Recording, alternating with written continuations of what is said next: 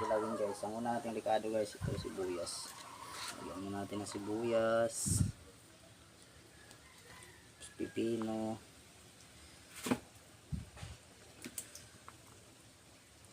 guys. So tapos lagyan nito ng sili guys. Yan yung mga ricado niya guys, sili. Tapos lagyan nito ng kamatis guys, kalamansi. Tapos lagyan natin yung maanghang na buro guys. So, maanghang na buro. Tapos haluin natin guys. Halo lang sa kamay guys para masarap yung himas-himas.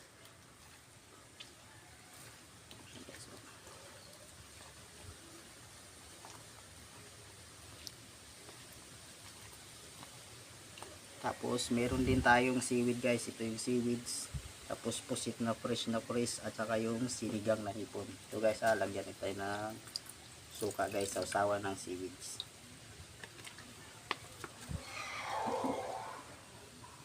Ito yung seaweeds guys. So, sarap ng seaweeds guys.